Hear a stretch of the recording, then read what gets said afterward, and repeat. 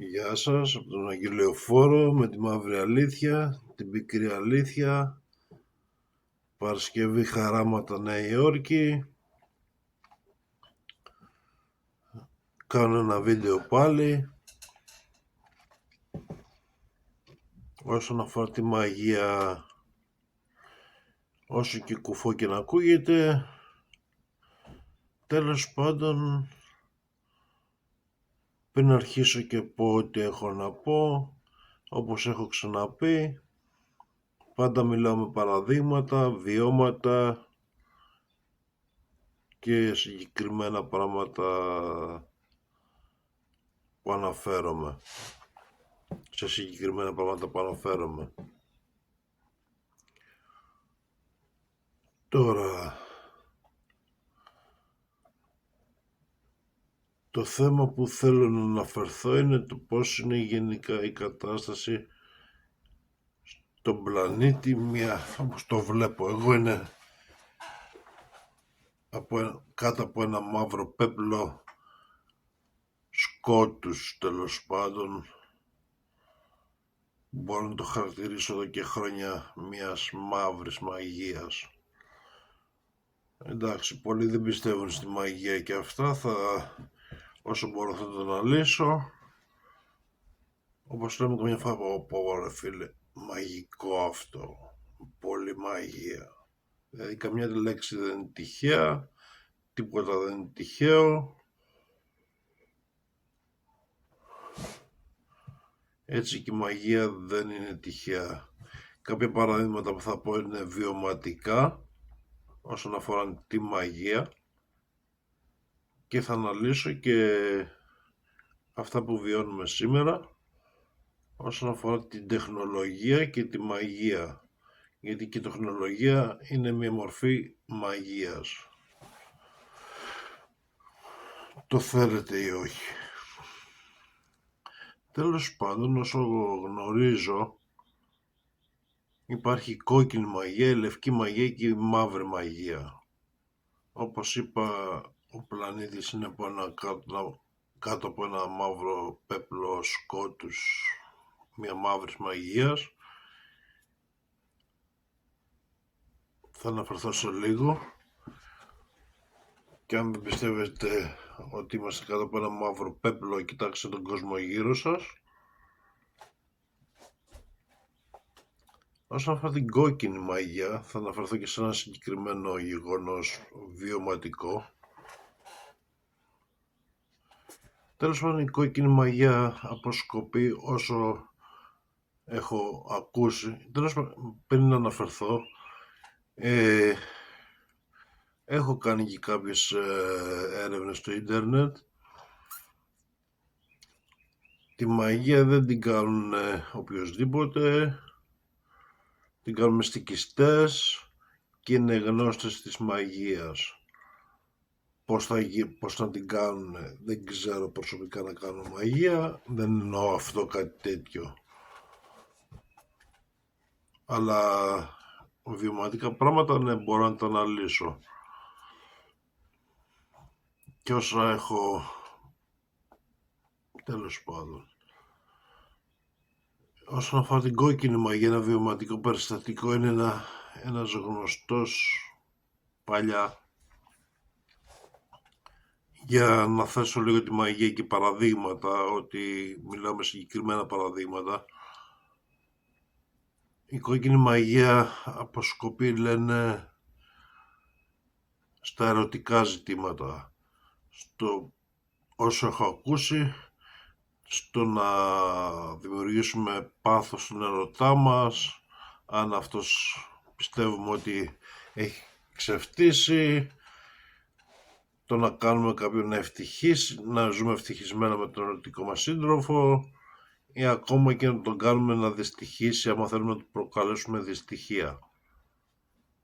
Έχω ακούσει ότι μπορούν να γίνουν και άλλα πράγματα με κόκκινη μαγεία. Αυτά ξέρω.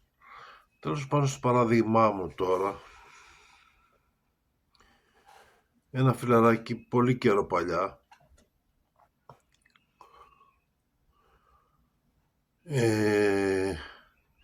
καθόταν στην κουζίνα του και καθόταν δίπλα από τη σειρώμενη πόρτα της κουζίνας του μπαλκονιού και έπεσε το μάτι του έξω από την πόρτα, στο πλάι, στο τσιμέντο του τοίχου, ότι είχε σκαφτεί και είχε μπαζωθεί με τσιμέντο. Στο σπίτι έμενε μόνος του και πιο παλιά έμενε εκεί ένα ζευγάρι. Τέλος πάντων δεν θα αναφερθώ το ζευγάρι. Έμενε και ο ίδιος με το ζευγάρι που αν είχε γίνει για τη γυναίκα η μαγεία, είχε γίνει από τον άντρα ερωτικό σύντροφο. Τώρα αν αυτός την είχε κάνει τη μαγεία για τον συγκεκριμένο φίλο, εφόσον αναφορά τα ερωτικά, δεν είναι κάτι ερωτικό, αλλά αποσκοπεί και στη δυστυχία του ανθρώπου που μπορεί να την έχει κάνει για τη δυστυχήσει αυτός ο άνθρωπος. Αν συσχετίζεται η κόκκινη μαγεία με τη δυστυχία ενός ανθρώπου. Τέλος πάντων, είχε πέσει το μάτι του, είχε καρφωθεί σαν μια έλξη να τον... Μου τα έλεγε ο άνθρωπος, τα συζητήσαμε, δεν τα βγάζω το κεφάλι μου. Είχε καρφωθεί για ώρα το βλέμμα του πάνω στον μπαζωμένο από τσιμέντο μπάλωμα, τέλος πάντων, να το πω έτσι. Είχε κολλήσει το βλέμμα του εκεί, λες και μια ενέργεια τον προκαλούσε να το κοιτάζει. Οπότε, μην είπε πολύ, λέω, πήρε ένα καλέμι και άρχισε να σκάβει το μπάζωμα. Και για έκπληξή του, όπως έσκαβε σε κάποιο σημείο, παρατήρησε ένα αλουμινόχαρτο που του προκάλεσε πολύ έκπληξη. Συνέχισε να σκάβει, να το βγάλει, το βγάζει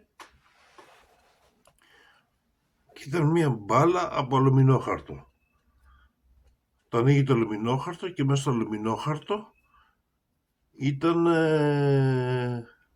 ένα κομμάτι από τριαντάφυλλο, κορμό τριαντάφυλλο με τα αγκάθια του, που είναι, λένε, η κόκκινη μαγεία γίνεται και συνήθως με τριαντάφυλλο, κορμό τριαντάφυλλου, από ανθρώπους που μίλησαν μετά από χρόνια, που ξέρουν από μαγεία. Δεν ξέρω κατά πόσο είναι μυστικιστές ή ξέρουν από μαγεία, αλλά ξέρουν πράγματα από μαγεία.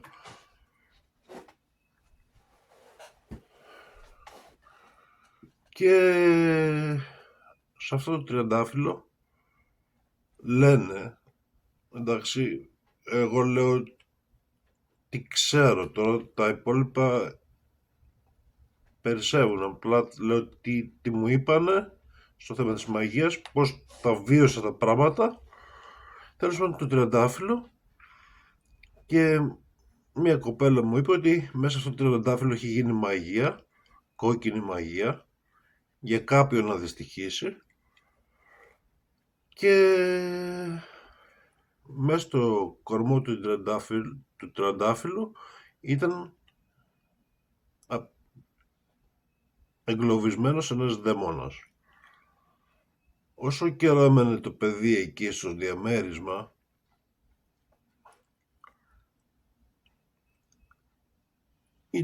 του συνέβαιναν αρκετά κακά πράγματα, αλλά δεν μπορώ να το συσχετίσω αν είχε να κάνει αυτό με κάτι τέτοιο, γιατί δεν μπορώ να ξέρω αν είχαν πιάσει κάποια μάγια από εκεί. Τέλος πάντων,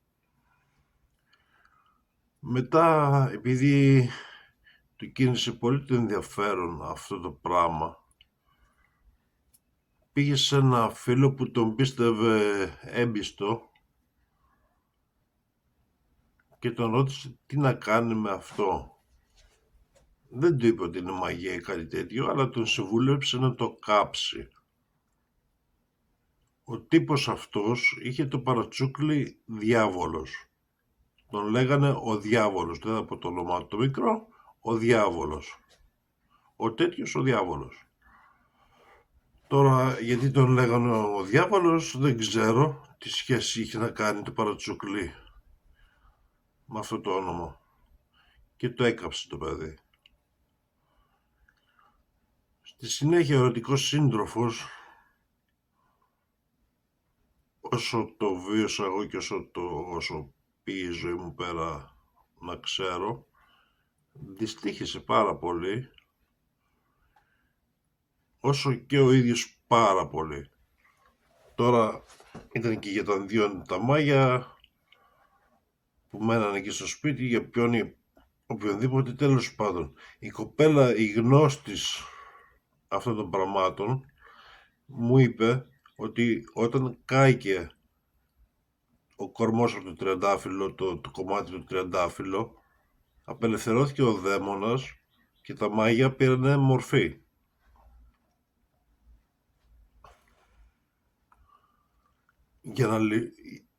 Ο μόνος τρόπος για να λυθούν τα μάγια που είχε γίνει, έπρεπε να πάρει τον κορμό και να τον πετάξει στη θάλασσα. Αυτό μέχρι εδώ, αυτό ξέρω, αυτό λέω. Το μόνο που ξέρω ότι από τη στιγμή που μου το είπε αυτό το πράγμα που ήταν έμπληκτος, είδα τη ζωή του να είναι μέσα στη μιζέρια και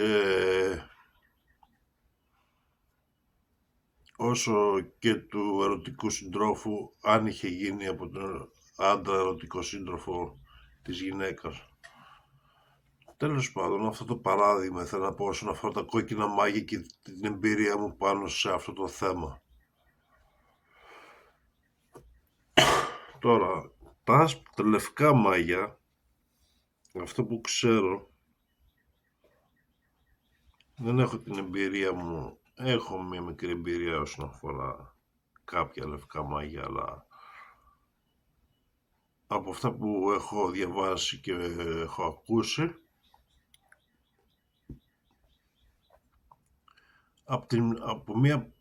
είναι η ενέργεια του σύμπαντος προς τον άνθρωπο, για τον ίδιο τον άνθρωπο, για την ανθρωπότητα, για το καλό. Από την απλή ενέργεια του να κάνεις κάτι το καλό, να προκαλέσεις κάτι το καλό σε κάποιον άνθρωπο που θα του κάνει κάτι το καλό, το πιο απλό πράγμα θεωρείται λευκή μαγεία. Ή από τον διαλογισμό και την εξέλιξη του πνεύματός σου σε μεγαλύτερα επίπεδα, με οποιοδήποτε θετικό τρόπο, θεωρείται λευκή μαγεία.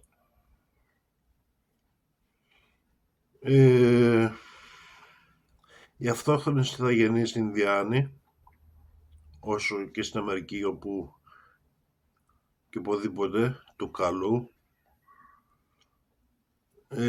λέγανε ότι όταν χάναν τον προσανατολισμό τους και θέλανε τις θεότητες και τα πνεύματα να τους δείξουν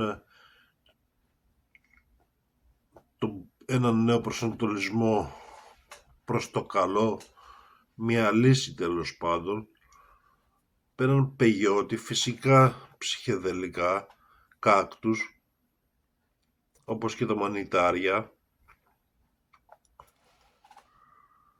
και βρίσκανε το δρόμο τους. Τα πνεύματα τους δείχνανε το δρόμο. Τα καλά πνεύματα.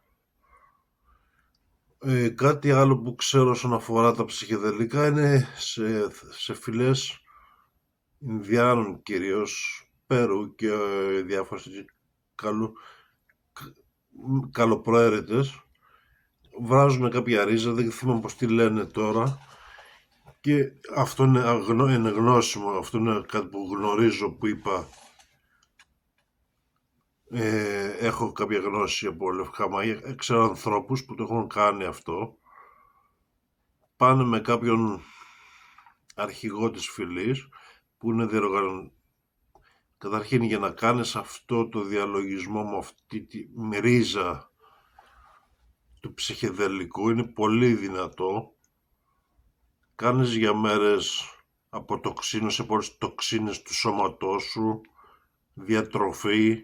Πρέπει να έχεις πολύ αγνό σώμα, πολύ καθαρό σώμα και νου, και ηρεμία για να το κάνεις. Αρκετοί δεν το ξέρουν, το ξέρω αρκετοί, το έχω ακούσει και από αρκετούς και άλλους τέλος πάντων. Άλλοι πληρώνουν για να πάνε σε άλλες χώρες που έχουν λεφτά για να το κάνουν. Σε φίλες Ινδιάνο χαλάνε πολλά λεφτά. Μεξικό, Περού, τέλος πάντων.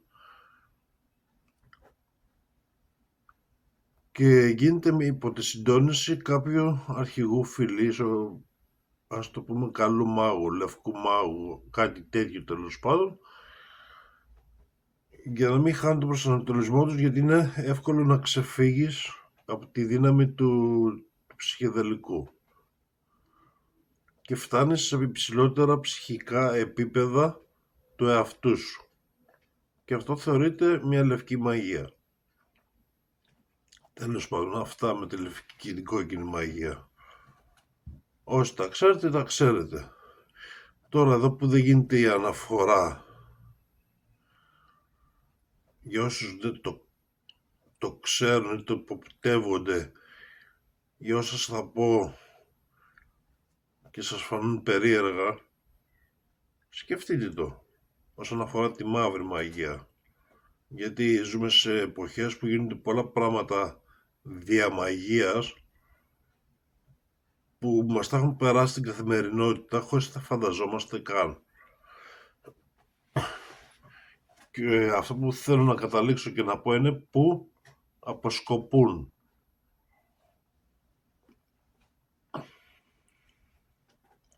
Και είναι μια ιστορία που πάει αρκετά χρόνια τώρα και οι δυνάμεις του σκότους είναι για αιώνες από πάνω μας.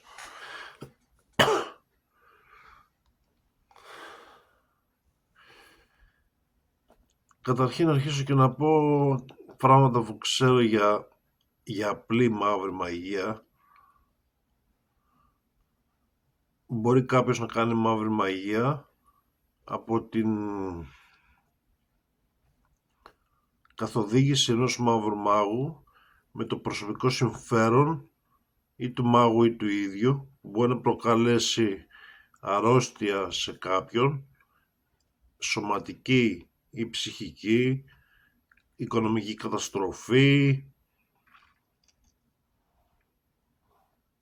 μπορεί να προκαλέσει διαμάχες, τσακωμούς,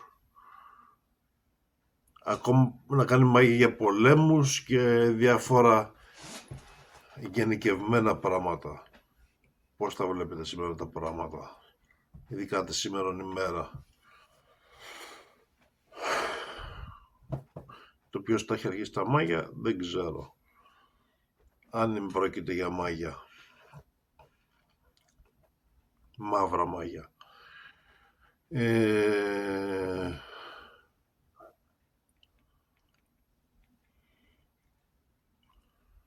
Τέλος πάντων, για να μπω σε πιο συγκεκριμένα παραδείγματα, μας έχουν πει ότι κάποια μέρα θα έχουμε ένα τσιπάκι, μας έχουν πει θα έχουμε παγκόσμια κυβέρνηση, μας έχουν πει πάρα πολλά και μας τα έχουν πει οι ίδιοι. Μας τα έχει πει η Βίβλος, που κατά τη γνώμη η Βίβλος είναι ένα βιβλίο του ίδιου του κακού. Δεν πιστεύω σε αυτό που μας έχουν παρουσιάσει ως Θεό, ότι είναι αυτός ο Θεός ή ο διάβολος. Ένα είναι το κακό και το κακό έχει παρουσιάσει το καλό σαν το καλό για ψευδαίσθηση. Το έχω ξαναπεί και σε τραγούδια και σε βίντεο, με σκοπό την καταστροφή του ανθρώπινου γένους.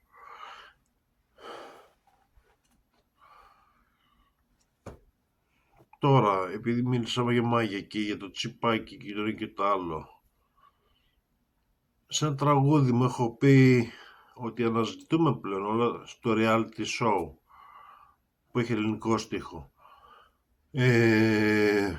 Έχω πει ότι πλέον δεν μας επιβάλλουν κάτι με το ζόρι να καταναλώσουμε ή την ίδια μέρα στην καταστολή. Το ότι πάμε και ψηφίζουμε, ξέρω εγώ, για εναντίον μας το επιβάλλουν με το θέλω μας. Όλοι μας πρέπει να έχουμε ένα κινητό που μας ελέγχει πλήρως. Και μας το έχουν κάνει ζωτική ανάγκη. Δεν ξέρω στην Ελλάδα, εδώ πλέον, εκτός ότι θα καταργηθεί το χρήμα και θα έχουμε τις πιστωτικές κάρτες σε πρώτη φάση στην Αμερική, στην Ελλάδα και σε αυτά. Εδώ ήδη έχει αρχίσει και μέσω κινητού έχεις συνδεδεμένο λογαριασμό σου και σκανάρεις το κινητό σου αντί την χρεωστική σου κάρτα. Όλες οι πληροφορίες σου, το θα ψωνίσεις από το Amazon, βλέπεις κάτι στην οθόνη και ξαφνικά είναι στην πόρτα σου με μια παραγγελία, πατώντας ένα κουμπί, μετά μπαίνεις στο τραπεζικό σου λογαριασμό και βλέπεις ότι έχεις λιγότερα χρήματα από τη μεσητή σου κλαβιά που αυτόματα σου έχουν βάλει χρήματα στο λογαριασμό και βλέπεις να αυξάνεται το ποσό σε ελάχιστα επίπεδα, γιατί είμαστε σκλάβοι πλέον και πρέπει να μιλάμε για αριθμούς που όλα γίνονται, ναι μεν μέσω κινητού είναι ένα πράγμα που βλέπουμε μπροστά μας, αλλά όλα γίνονται έξω από αυτό, μακριά από μας, αλλά όλα γίνονται για εμάς.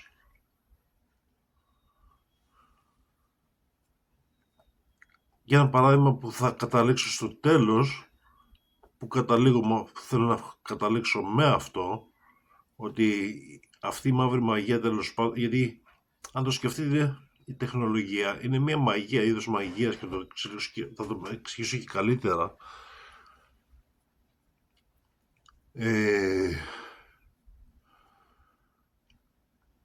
Αποσκοπεί από αυτό που βλέπουμε, την πραγματικότητα, στο έξω.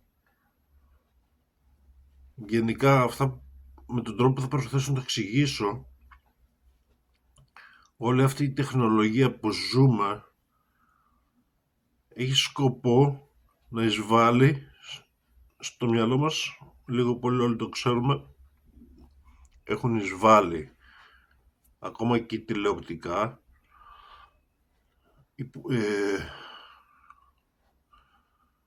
τηλεοπτικά και τηλεπαθητικά και όπως θέλετε πείτε το.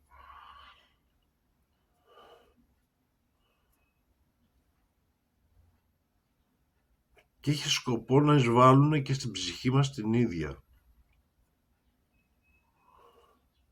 Τέλος πάντων, να πιάσουμε τη σειρά. Είπα το κινητό, έτσι. Το ίντερνετ είναι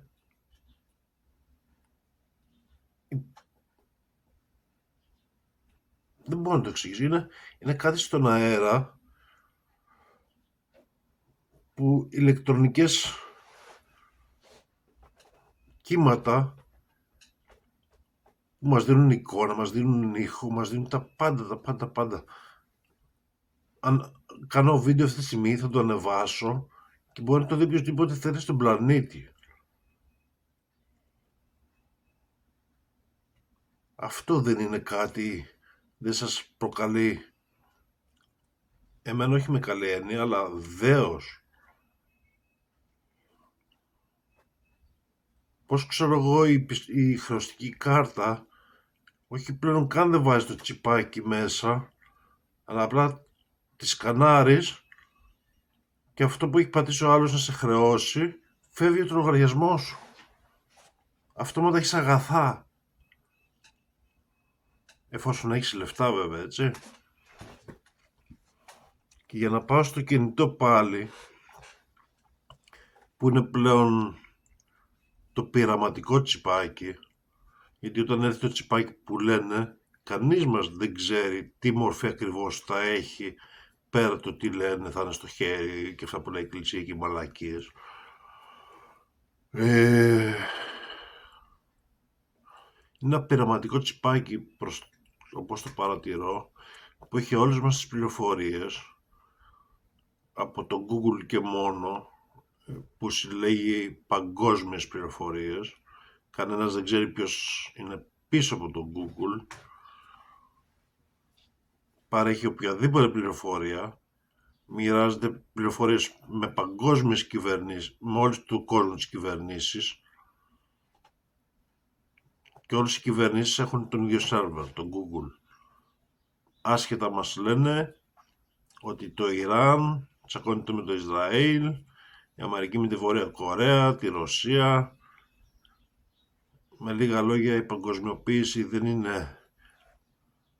Η παγκόσμια κυβέρνηση ίσως να μην είναι αυτό που μας λένε, θα έχουμε μια χώρα κράτος. Τυχή λέω, δεν είμαι σε θέση, το ξέρω, γιατί τίποτα δεν είναι όπως μας το παρουσιάζουν. Αλλά ίσως η παγκόσμια κυβέρνηση να είναι το Google, και εννοείται ότι τα κράτη οι κυβερνήσεις συνεργάζονται και οι μυστικές υπηρεσίες για να προκαλέσουν το χάος και την υποδούλωση της ανθρωπότητας και να έχουν τον κόσμο με αυτό που αρχίζει τώρα, υποτίθεται να αρχίζει και μας λένε πυρηνικά από εδώ, θα χτυπήσουμε με πυρηνικά, όλο πυρηνικά, ο λόγος για πυρηνικά, και θα είμαστε κάτω από ένα πυρηνικό όλεθρο, φόβο πυρηνικό λέθρο, και θα κάνουμε ό,τι μας πούν, θα είμαστε σούζα. Τέλος πάντων, ξέφυγα λίγο από αυτό που ήθελα να πω. Έχουμε το κινητό και έχουμε από τη διεύθυνσή μας μέχρι το τι θα πούμε σε μηνύματα, το τι λέμε σε συνομιλίες, βιντεοκλήσεις, πράγματα που δεν μου παίρνουν τώρα το μυαλό, το τι αγορές κάνουμε. Ακόμα και άμα είναι κλειστό, εγώ πιστεύω μας καταγράφει. Από επειδή δουλεύω ταξί, έχω πολύ ενεργό το GPS. Κάθε μήνα μου έρχεται αναφορά που ήμουνα όλο το μήνα ή εβδομαδιαία καμιά φορά. Όλες τις διαδρομές που πήγα στη Νέα Υόρκη, πάνω κάτω, όλα τα σημεία που έχω πάει. Αυτό μου έρχεται ειδοποίηση από το Google σε μένα. Πόσο μάλλον πίσω από όποιος θέλει να ξέρει που ήμουνα, το ξέρουν. Και ένα παράδειγμα, με είχε πιάσει λάστιχο στην πέση πουθενά. Και παίρνω την αστυνομία τηλέφωνο να πω ότι χρειάζομαι οδική βοήθεια. Και μου λένε ποιος είναι, επειδή δεν ήταν καταγραμμένο με το όνομά μου το τηλέφωνο στη συγκεκριμένη στιγμή, μου λένε ποιος είναι ο αριθμός σου. Τους έδωσα τον αριθμό μου και με είδανε και ήρθανε και με βοηθήσανε να αλλάξω το λάστιχο. Μου φέραν λάστιχο. Μόλι που ξέρουν τον αριθμό μας, ξέρουν ανά πάσα στιγμή που βρισκόμαστε. Παράδειγμα λέμε τώρα. Και όσον αφορά το πειραματικό τσιπάκι, που τείνει να γίνει και ο μόνος τρόπος συναλλαγής πλέον, τουλάχιστον να αρχίσει στην Αμερική. Με το λένε Google Pay.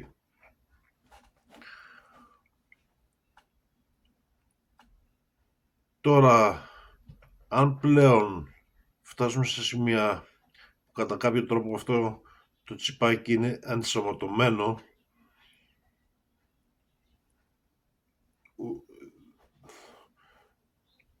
και φαντάζομαι και πράγματα που δεν μπορώ να φανταστώ καν το τι μπορεί να συμβούν σε έναν άνθρωπο.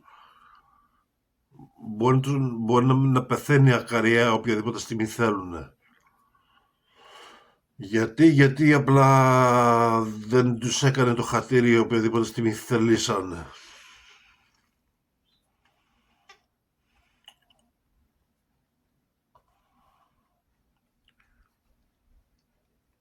Τέλος πάντων, και όπως είπα ότι με παραδείγματα θα μιλήσω, ότι ένας που κάνει μαύρη μαγεία σε κάποιον μπορεί να του προκαλέσει προβλήματα υγείας.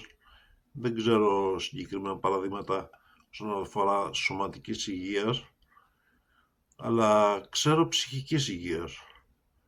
Είχα φιλαράκι πρόσφατα, πριν 4-5 χρόνια στην Ελλάδα,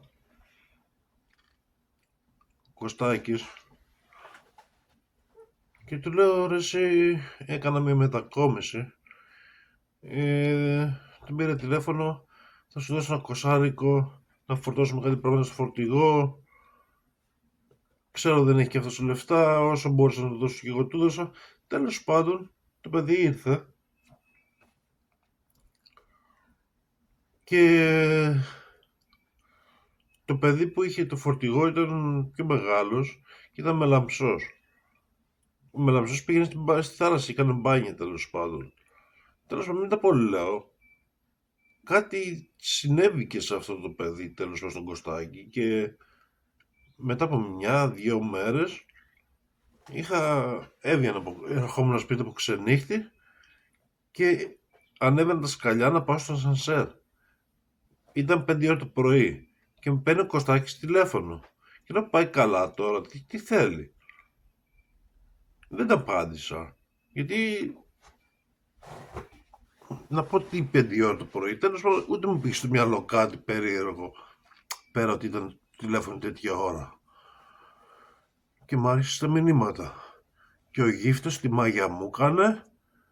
Αυτός ο γύφτος μου έκανε μάγια.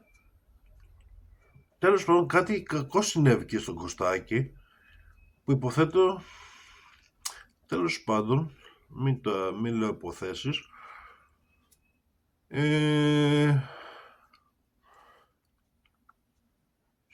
πιστεύω του κάνανε μάγια, κάτι είχε να κάνει με μάγια στον Κωστάκη. Τώρα ποιος και τι δεν ξέρω, δεν ήταν ο συγκεκριμένος που έλεγε, δεν είχε να κάνει καμία σχέση με αυτό, απλά ο Κωστάκης αρρώστησε ψυχικά εκεί που ήταν υγιέστατος σχιζοφρένειας. Έπαθε μορφή σχιζοφρένειας. Επειδή έχω εμπειρία με ψυχικές παθήσεις, πάσχω ψυχικά από κάποιες ασθένειες και το έχω ψάξει.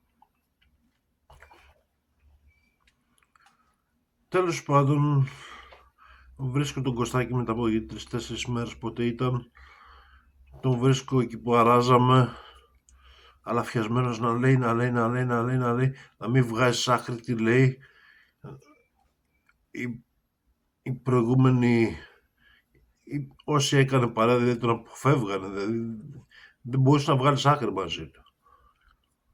Εγώ μπόρεσα και συνοήθηκα μαζί του. Του είπα, άραξε, το εξήγησα 2 πράγματα, τα πράγματα έχουν έτσι και έτσι. Και μου το εξηγούσε, δηλαδή συμβαίνουν θανάτοι μπροστά, όχι μπροστά του. Δεν θυμάμαι τα συγκεκριμένα παραδείγματα που μου είπε, αλλά γινόταν κάτι εκείνη τη στιγμή, την επόμενη στιγμή γινόταν ένας θάνατος που υπήρχε σύνδεσμος μεταξύ, άσχετα μα ήταν σ' άλλα μέρη. Εντάξει, ξέρω ακούγεται κουφό τώρα γι' αυτό, αλλά για μένα αυτό μου λέει ήταν ένα δείγμα κακοπροαίρετης ενέργειας. Γιατί και η μαύρη μαγεία είναι μια κακοπροαίρετη ενέργεια. Τέλος πάντων, του μίλησα, του εξήγησα, δεν το είπα για μαγεία και τέτοια, το εξήγησα για ψυχικά, ότι αυτά τα πράγματα που συμβαίνουν του συμβαίνουν και του συμβαίνανε, δεν είναι ότι δεν του συμβαίνανε.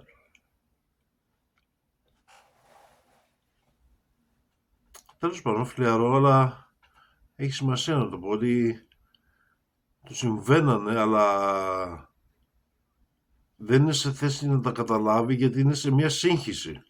Ήτανε σε μια σύγχυση.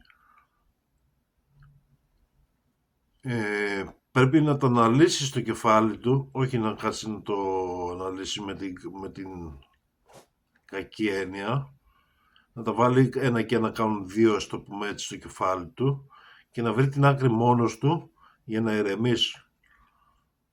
Τόσο, λίγο πολύ όσο θυμάμαι αυτά του έλεγα και εκεί που ήταν αναφιασμένος και έλεγε μπουρδες και μιλούσε γρήγορα, είχε κάτσει κάτω και μου μίλαγε φυσιολογικότατα. Τον ηρέμησα. Πέρα ότι μιλάγαμε περί ψυχικής υγείας και δεν του έλεγα ότι είναι σχιζοφρενής,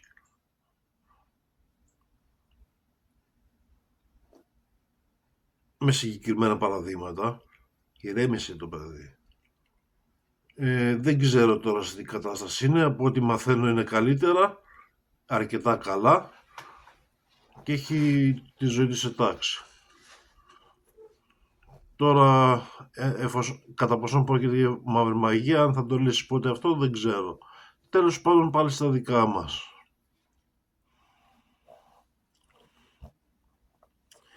Γενικά η τεχνολογία, όσο τη ζούμε σήμερα, για μένα και το ίντερνετ και όλα αυτά που ανέφερα, είναι μια μαύρη μαγεία, το πέπλο του σκότους που πλανείται για χρόνια, αιώνες τώρα πάνω από τη γη,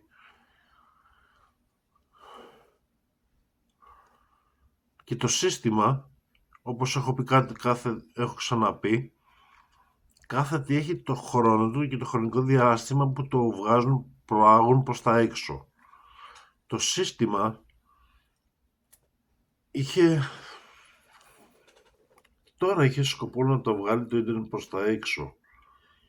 Τώρα που οδεύουμε και τι μας έχουν σκοπό, τι μας κρατάνε ακόμα, δεν ξέρω. Κανείς δεν το ξέρει, τι έχουν στο σχέδιο.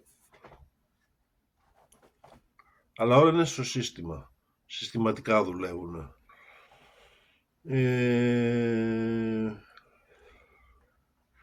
Τώρα το ίντερνετ βλέπουμε πως από ένα σερβερ εισβάλλει στο κινητό, πως κάνουμε συναλλαγές, πως μια εικόνα που στέλνει κάποιος μας δίνει διαταγές, το τι θα ψηφίσουμε, το τι θα αγοράσουμε, για όλα τα επίπεδα των ανθρώπων, το τι μουσική θα ακούσουμε. Για όλα τα επίπεδα των ανθρώπων υπάρχει μια λύση στο τι θα κάνει. Ή από YouTube, ή από κανάλια, ή από αυτούς που βλέπουν τηλεόραση. Και δεν μιλάω μόνο για το ίντερνετ, υπάρχει και τηλεόραση. Ακόμα και στην τηλεόραση είναι συνδρομητικά. Οι ταινίες που βλέπουμε είναι όλα ειδήσεις, τα πάντα είναι ειδήσεις. Η ψυχαγωγία, οι διαφημίσεις. Και μας οδηγούν προς την καταστροφή μας. Και αυτό που θέλω να πω ότι είναι όπως μπορούν να εισβάλλουν, όπως στην οθόνη του υπολογιστή μου βλέπω μια εικόνα και εισβάλλει στο μυαλό μου, μια μέρα αυτή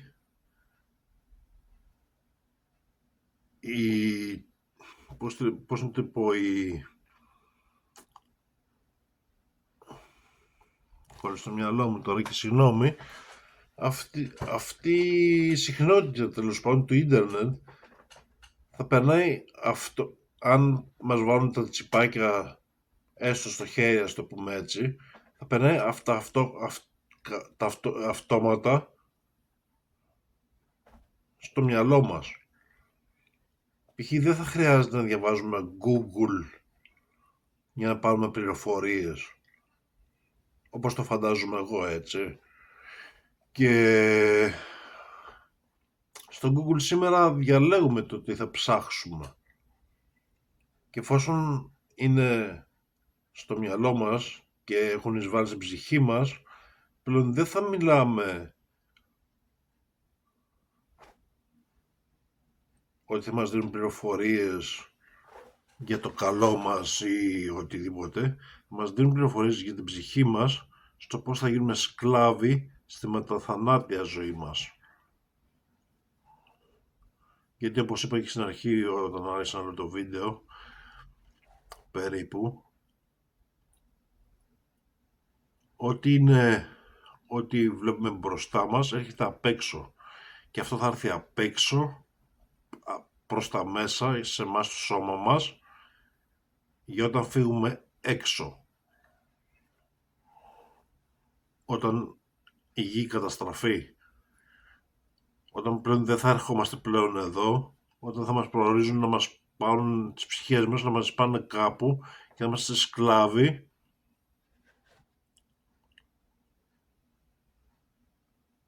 με το μυαλό, δεν ξέρω αν είναι ψυχή μυαλό, αλλά με τις πληροφορίες που θέλουν για τη δουλειά που θέλουν να μας κάνουν να κάνουμε. Τώρα, αν δεν το θεωρείτε αυτό μαγεία, τι είναι?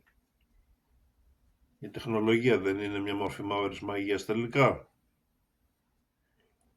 Δεν ξέρω κατά πόσον έγινα κατανοητός, αν έθεσα τα σωστά παραδείγματα, αλλά κοιτάξτε γύρω σας. Ανέφερα μόνο το κινητό και γενικά ό,τι έχει να κάνει με τεχνολογία πλέον είναι σε μια μορφή.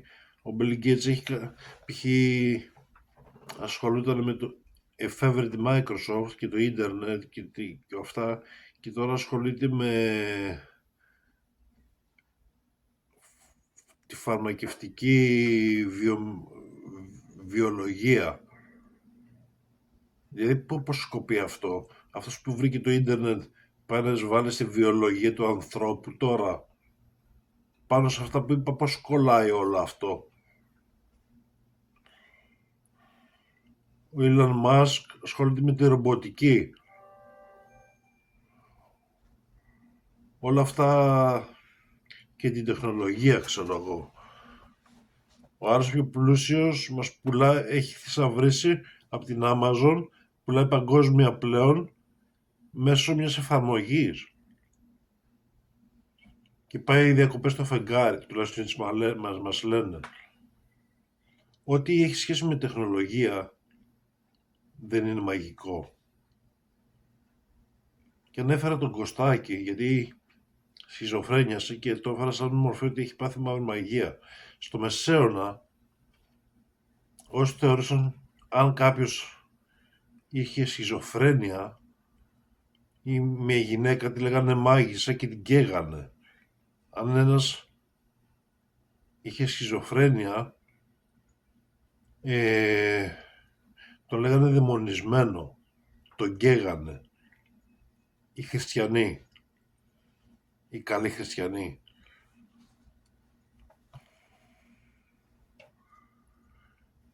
Και επειδή, όπως είπα και προηγουμένως, οι ταινίες είναι με μορφή διαφήμισης, κοιτάξτε την ταινία «Τον Εξορκιστή». Και λένε ότι βασίζεται και σε πραγματικό γεγονός. Κατά πόσο ισχύει αυτό δεν ξέρω, αλλά λέω. Πόσο τυχαία είναι όλα αυτά?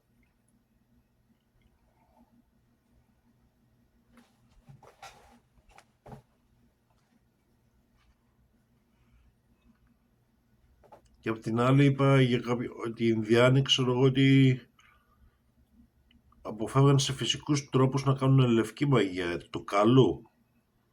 Πλέον και είχαν βότανα για θεραπείες που κάναν καλό και στον οργανισμό, είχαν αποτοξινωμένο οργανισμό. Σήμερα ό,τι φάρμακα παίρνουμε είναι όλα χημικές ουσίες από φαρμακοβιομηχανίες και πολυεθνικές. Ό,τι τρώμε είναι γεμάτο τοξίνες. Είμαστε γεμάτοι τοξίνες. Είπα προηγουμένως ότι αν πας να κάνεις λευκή μαγεία, να αναπνέξεις το πνεύμα σου, να κάνεις λευκή μαγεία για να δώσεις ανάταση στο πνεύμα σου, σε αποτοξινώνουν ολοκληρωτικά. Σήμερα είμαστε γεμάτοι τοξίνες στο μυαλό, στο πνεύμα, στο σώμα. το σύστημα είναι μία μαύρη μαγεία και δεν το θέτω σε μορφή διαβόλων, θεών και τέτοια.